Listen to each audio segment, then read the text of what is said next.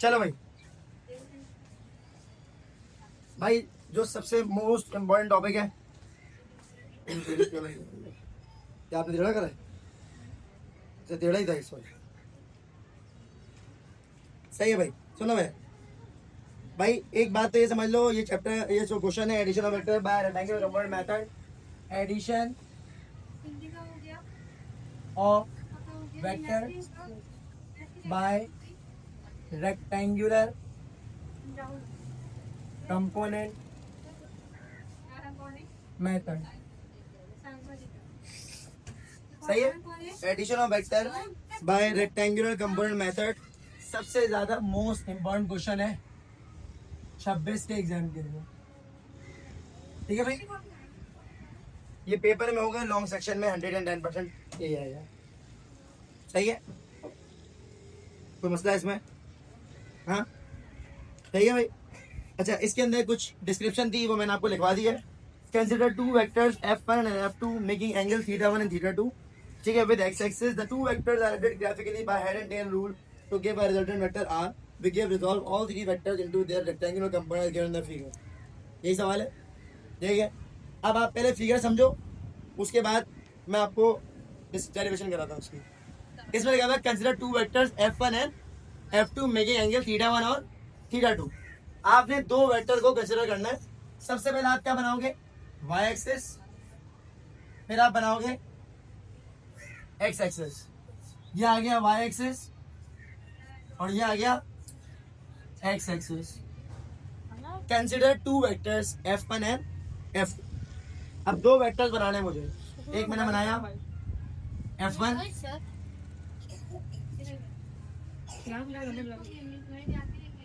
दे दो, सही है। ये आ गया y एक्सिस, आ गया x axis. Consider two vectors F1 and F2। ठीक है, ये वेक्टर कौन सा हो गया, F1 विद θ1 एंगल θ1।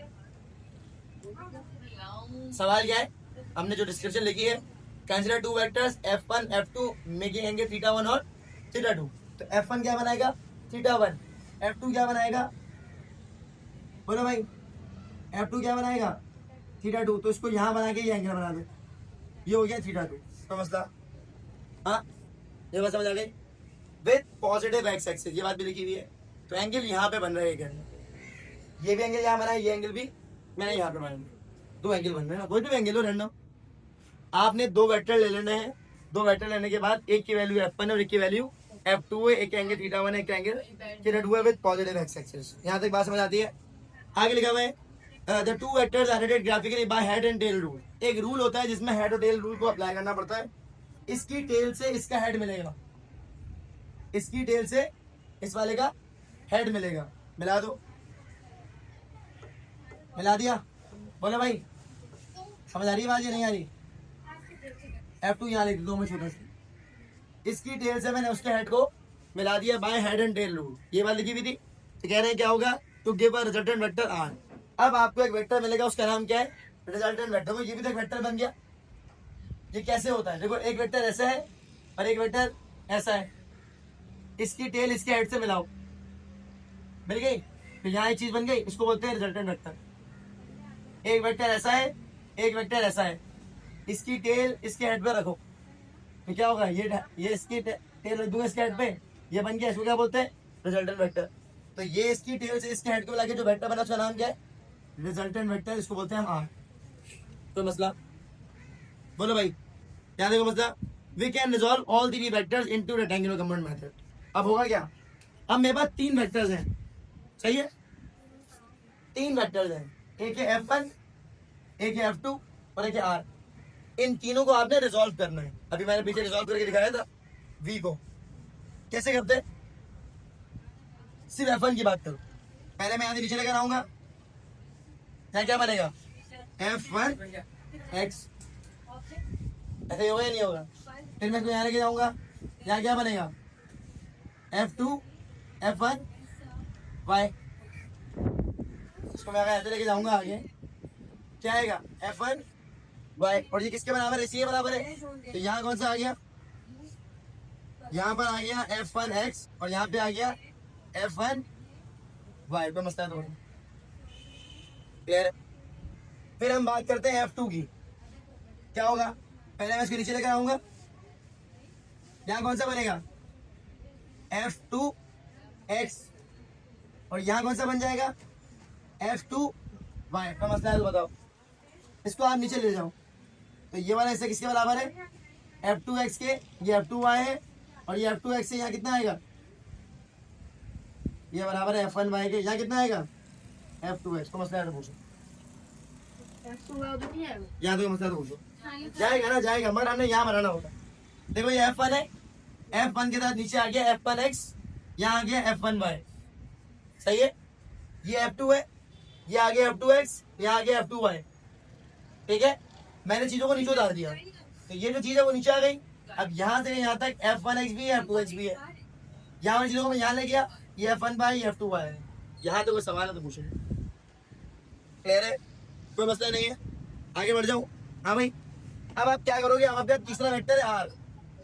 अगर R को मैं नीचे तक लेकर आऊंगा तो यहाँ तक ये आ रहा है R, है ये नीचे तक आ रहा है, तो यहाँ से लेकर यहाँ तक ये क्या क्या रहेगा RX, और ऐसे यहाँ तक भी बन रहा है, तो यहाँ से लेकर यहाँ तक ये क्या क्या रहेगा, जवाब दो भाई RY। ये पूरी फिगर में कोई मसला है तो मैंने पूछो।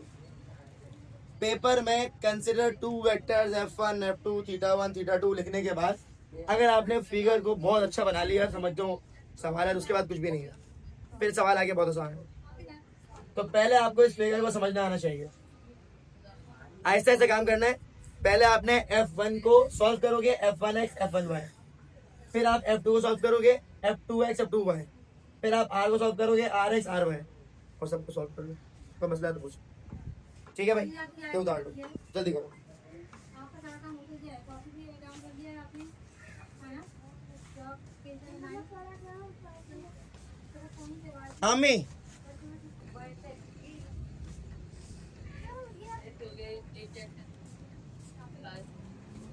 यहाँ तक फिगर समझ आ गई तुम लोगों को, ठीक है। इस फिगर के बाद ऐसे कुछ स्टेप्स हैं, इस स्टेप्स के अंदर सबसे पहले आपने निकालनी है रेजोल्यूशन, फिर निकालना है कंपोनेंट, फिर निकालना है मैग्नीट्यूड, फिर निकालना है डायरेक्शन। आप ये 4 स्टेप को फॉलो कर लो, आंसर आ जाएगा। पहला स्टेप क्या बताया मैंने, रेजोल्यूशन, जो आप कर चुके हो, उसके बाद कंपोनेंट, उसके बाद मैग्नीट्यूड, और उसके बाद डायरेक्शन। ये 4 चीजों पे आपने काम करना है, सवाल हो जाएगा, ठीक है। सबसे पहले स्टेप 1 है using resolution of vector we have. अगर मैं बात करूं स्टेप 1 की, तो स्टेप 1 में क्या होगा, कह रहे हैं जो भी आपके पास वेक्टर्स हैं उसको क्या करना है, आपने रिजॉल्व करना है। पहला स्टेप क्या है, रेजोल्यूशन करनी है। मेरे पास कौन कौन से वेक्टर्स हैं, एक है F और एक F है, और दूसरा F1 है, दूसरा क्या है F2 और तीसरा क्या है R है। याद होगा मसला। अगर मैं F1 की बात करूं तो F1 कितने हिस्सों में ब्रेक हो रहा है, अगर मैं F1 की बात करूं फॉर F1, तो मेरे पास 2 चीजें हैं, क्या, एक है F1x और एक है F1y। F1x किसके बराबर होगा, F1 cos थीटा 1 के, और F1y F1 sin थीटा 1 के। कोई सवाल तो पूछ लो, बोले भाई, ऐसा ही है, ठीक है। अगर मैं बात करूं फॉर F2, इसके अंदर कुछ सेंटेंसेस आएंगे, वो सब लिख लेना भाई, ठीक है। मैं इसको जो डिस्क्रिप्शन है पूरी इसकी दे दूंगा, ठीक है। कुछ सेंटेंस लिखे हुए वो सब लिखने पड़ेंगे, PDF में है ना, तो बस वहां से कर लेना, सही है। वो मतलब वो खोल लो अपने पास और लिखते जाओ, अगर वहां पे कोई चीज मसला करी तो वो लिखते जाओ, कोई मसला आएगा तो मैं बता दूंगा, ठीक है। ये लो, सॉरी वो उठा लो, सही है, ये आपका ही है। अच्छा अब बताओ आगे, अगर F2 की बात करें तो F2 में भी 2 चीजें हैं, एक है F2x और एक क्या है F2y। F2x इसके बराबर होगा F2 cos थीटा 2 और F2 sin थीटा 2 के। मेरे पास ये 2 वेक्टर्स F1 और F2 मैंने रिजॉल्व कर दिए, ठीक है। उसके बाद क्या है, मुझे इसके कंपोनेंट निकालने हैं। क्या निकालना है, कंपोनेंट। R को नहीं करना, R को एंड में करना है। क्या निकालना है, इसके कंपोनेंट। अब बात करते हैं स्टेप 2 की। तो स्टेप 2 में क्या करना है, ये स्टेप 1 आ गया, ये स्टेप 2 आ गया। स्टेप 1 में सिंपल, मेरे पास जो F1 थे उसके अंदर दो वेक्टर बन रहे थे, F1x F2 F1y, और F2 की बात करें तो F2x और एक F2y। स्टेप 2 में कह रहे हैं according to figure horizontal component to the resultant vector Rx। अगर मैं फिगर की बात करूं तो हॉरिजॉन्टल कौन से होते हैं, हॉरिजॉन्टल कौन से होते हैं, हाँ भाई, जो x वाले होते हैं ऐसे, और वर्टिकल कौन से होते हैं, जो y वाले होते हैं ऐसे। ठीक है, बात समझ आ रही है। अब ये कह रहे हैं स्टेप 2 में कि आपको क्या करना है, आपने उनको कंबाइन करना है। कंबाइन करने का मतलब क्या, अगर मैं Rx की बात करूं तो Rx में F1x और F2x आ रहा है, बोलो भाई। ठीक है, Rx किसके बराबर हो गया, F1x और प्लस F2x का मतलब। फिर Rx और सॉल्व करते हैं, F1 किसके बराबर है, ये ऊपर निकाला भाई, F1 cos थीटा 1, और F2 किसके बराबर है, F2 cos थीटा 2 के। कोई मसला है तो पूछ लो। ये हो गया हॉरिजॉन्टल कंपोनेंट। अब कंपोनेंट निकाल रहे हो आप, कहते हो ना R, यहाँ निकल रहा है। बात समझ आ रही है, बताओ आगे, यहाँ तक कोई मसला। फिर आ जाओ स्टेप 3 पे। स्टेप 3 में आपने क्या करना है, आपने निकालना है वर्टिकल कंपोनेंट। वर्टिकल कंपोनेंट ऐसे होते हैं जो स्ट्रेट होते हैं। स्ट्रेट में Ry में F1y और एक F2y है। ठीक है, यहाँ क्या होगा, Ry इज इक्वल टू, बोलो भाई, F1y और प्लस का F2y। Ry F1y की वैल्यू कितनी है, F1 sin थीटा 1, यहाँ आ गया F1 sin theta 1, F2 sin theta 2। कोई मसला है तो पूछो। ये आ गया वर्टिकल कंपोनेंट, बोलो कोई मसला है तो पूछो। सही है। Step 1, step 2, step 3। स्टेप 1 आपका ताल्लुक किससे था, रेजोल्यूशन से, आपने इसको रिजॉल्व करा। स्टेप 2 में आपने इसके कंपोनेंट निकाल लिए दोनों। स्टेप 3 में इसका मैग्नीट्यूड निकालना है। मैग्नीट्यूड किसका निकालना है, addition of vector by rectangular component method. जब मैं दो वेक्टर को ऐड करता हूं तो एक वेक्टर बनता है।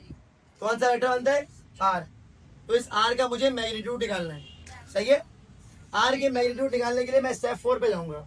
स्टेप 4 कितना होगा भाई, स्टेप 4 कौन सा है जिसमें हम क्या निकाल रहे हैं, मैग्नीट्यूड। कैसे निकलेंगे, आपने एक फॉर्मूला पढ़ा है पाइथागोरस थ्योरम। पाइथागोरस थ्योरम होता है h square equal to perpendicular square plus का बेस के ऊपर स्क्वायर। हाइपोटेन्यूज पे क्या दिया हुआ यहाँ पे, R, तो यहाँ कितना हो जाएगा, R स्क्वायर। परपेंडिकुलर पे क्या दिया हुआ है, RY, यहाँ कितना हो जाएगा, RY स्क्वायर। बेस पे क्या दिया हुआ है, RX, यहाँ कितना आ जाएगा, RX के ऊपर स्क्वायर। पहले x लिखा जाता है फिर बाय आगे पीछे कर लो। तो R square is equal to RX square plus का RY स्क्वायर। यहाँ कर लो taking root on both side, square से root cancel. R is equal to root के अंदर क्या आ गया, RX स्क्वायर आ गया प्लस का RY स्क्वायर आ गया। कोई मसला है तो बताओ। गुड, मुझे पता नहीं है, बहुत तेज चला गया मैं। एक सेकंड उसको बोल लीजिए बेटा। यहाँ लिखा हुआ है R स्क्वायर RX स्क्वायर, पहले लिख दिया मैंने, और R स्क्वायर पहले बाद में लिख दिया। ठीक है, यहाँ का मतलब, यहाँ मैंने कर दिया taking root on both sides. Root आ गया, ये स्क्वायर से रूट कैंसिल हो जाता है। अब ये वाला क्यों नहीं हुआ, बीच में क्या है, तो नहीं हो सकता, मल्टीप्लाई होगा तो हो जाता। तो यहाँ R की वैल्यू आ गई under root RX square plus का RY स्क्वायर। यहाँ तो कोई मसला है तो पूछ लो, बोलो भाई। ठीक है, नेक्स्ट स्टेप में क्या करना है, मैंने इन दोनों की वैल्यू पुट करनी है। किसकी, RX की और RY की। तो R is equal to RX इसके बराबर है, ये रहा, F1 cos थीटा 1 प्लस का F2 cos थीटा 2 के ऊपर स्क्वायर। RY किसके बराबर है, F1 sin थीटा 1 प्लस का F2 sin थीटा 2 इसके ऊपर स्क्वायर। तो मसला है तो बता दो भाई। यहाँ तक कोई सवाल तो पूछ लो। सही है। अब देखो, ये हमने जो डेरिवेशन करी है ना, ये करी दो वेक्टर्स के लिए, एक F1 एक F2। आप चाहो तो इसमें 10 वेक्टर पे भी कर सकते हो। कैसे करोगे, पहले बनाओगे 1 2 3 4 5 6, और फिर इसके हेड से इसकी टेल को मिलाओगे, तब भी तो रिजल्टेंट बन रहा है ना। हाँ, हमने किस पे काम किया अभी, 2 पर। तो यहाँ पर आता है और n वेक्टर्स। अगर ज्यादा वेक्टर्स होंगे तब क्या होगा, फॉर्मूला यही रहेगा, मगर फॉर्मूला अरेंज किस तरह हो जाएगा, R is equal to root आएगा, यहाँ पर आएगा F1 cos थीटा 1 प्लस का F2 cos थीटा 2 प्लस का F3 cos थीटा 3 चलता जा रहा है स्क्वायर 1। बात समझ आ रही है? मेरे पास 2 हैं तो मैं सिर्फ 2 तक काम कर रहा हूँ। अगर n हो जाएंगे मतलब ज्यादा और है तो मैं ज्यादा भी लेके जा सकता हूँ, उसको थोड़ा और आगे ले जाते हैं। यहाँ डॉट बना के क्या लिख दोगे? Fn cos theta n। कुछ सवाल है तो पूछ लो भाई इससे। अब ये n वेक्टर तक चला गया, सही है। 2 करके हमने इसको पुट कर दिया। प्लस लिखेंगे आगे, y वाला भी लिखेंगे। F1 साइन थीटा 1 प्लस का F2 साइन थीटा 2 प्लस का F3 साइन थीटा 3 और चलता जा रहा है Fn साइन थीटा n के ऊपर स्क्वायर। यहां तक आपकी डेरिवेशन मैग्नीट्यूड की कंप्लीट हो गई। बोलो भाई, सही है। एक लास्ट स्टेप रह गया, उसका नाम है डायरेक्शन। तो वो छोटा सा ही है, मैं ओपन कर देता हूँ। वैसे आपको मैंने पूरी इसका जो पीडीएफ है डेरिवेशन का वो मैं दे चुका हूँ। कोई मसला हो तो दोबारा पूछ लेना मुझसे। स्टेप 5 कौन सा है भाई? मैं ऊपर कर रहा हूँ। स्टेप 5 है डायरेक्शन। बात समझ आ गई? हाँ, स्टेप 5 के लिए मैंने कहा था कि हम कौन सा यूज करते हैं? tan theta. tan थीटा किसके बराबर है? That produce beauty. सही है भाई। परपेंडिकुलर पे क्या दिया हुआ है? जल्दी बताओ। आर वाई बेस पे क्या है? तो आर वाई ऊपर आ गया और नीचे क्या आ गया? Are x. तो थीटा किसके बराबर हो गया? tan inverse R Y upon R X. यहाँ डेरिवेशन कंप्लीट हो गई। ये 2025 की पेपर में आ रही है, तो मसला है तो पूछ लो।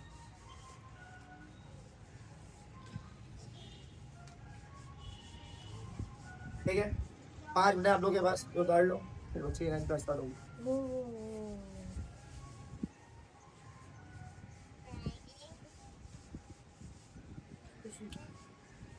आगे समझ। Thank you.